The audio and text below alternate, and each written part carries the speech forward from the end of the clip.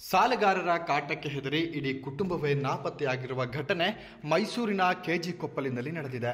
ಆತ್ಮಹತ್ಯೆ ಮಾಡಿಕೊಳ್ಳುವುದಾಗಿ ಸ್ನೇಹಿತರೊಬ್ಬರ ಮೊಬೈಲ್ಗೆ voice message ಕಳಿಸಿ ನಾಪತ್ತೆಯಾಗಿದೆ ಇಡೀ ಕುಟುಂಬ.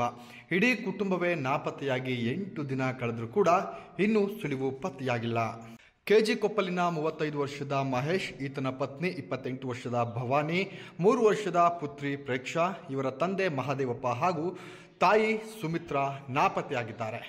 ಈ ಸಂಬಂಧ ಭವಾನಿ ಸಹೋದರ ಜಗದೀಶ್ ಸರಸ್ವತಿಪುರಂ ಪೊಲೀಸ್ ಠಾಣೆಯಲ್ಲಿ ಮಿಸ್ಸಿಂಗ್ ಕಂಪ್ಲೇಂಟ್ ದಾಖಲಿಸಿದ್ದಾರೆ. ಮಾರ್ಕೆಟಿಂಗ್ ಬಿಸಿನೆಸ್ ನಡೆಸುತ್ತಿದ್ದ ಮಹೇಶ್, ವೀರೇಶ್ ಎಂಬುವವರ ವ್ಯವಹಾರಕ್ಕೆ ಸಾಥ್ ನೀಡಿದ್ದಾರೆ.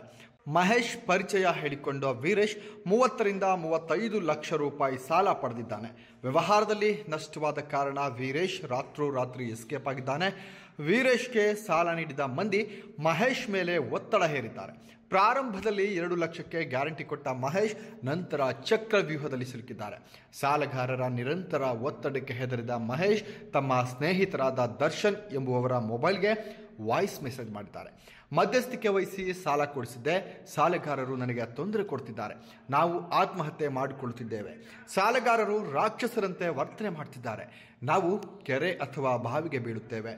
ಒಂದು ವೇಳೆ ಮೃತದೇಹ ದೊರೆತರೆ ಅಂತ್ಯಕ್ರಿಯೆ ಮಾಡಿ, ಅವರನ್ನಂತೂ ಬಿಡಬೇಡಿ ಎಂದು ರಂಜಿತಾ, ದಿನೇಶ್, ಚಂದ್ರು ಹಾಗೂ ನೇತ್ರ ಎಂಬುವರ ಹೆಸರನ್ನ ವಾಯ್ಸ್ ಮೆಸೇಜ್ನಲ್ಲಿ ಉಲ್ಲೇಖ ಮಾಡಿದ್ದಾರೆ.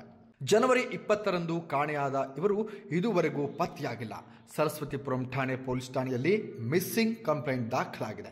ಇವರ ಪತ್ತೆಗೆ ಪೊಲೀಸರು ಶ್ರಮಿಸುತ್ತಿದ್ದಾರೆ. ಇವರ ಬಗ್ಗೆ ಸುಳಿವು ಸಿಕ್ಕಲ್ಲಿ ಹತ್ತಿರದ ಪೊಲೀಸ್ ಠಾಣೆಗಾಗಲಿ ಅಥವಾ ಸರಸ್ವತಿಪುರಂ ಪೊಲೀಸ್ ಠಾಣೆಗೆ ಮಾಹಿತಿ ತಿಳಿಸಬಹುದಾಗಿದೆ.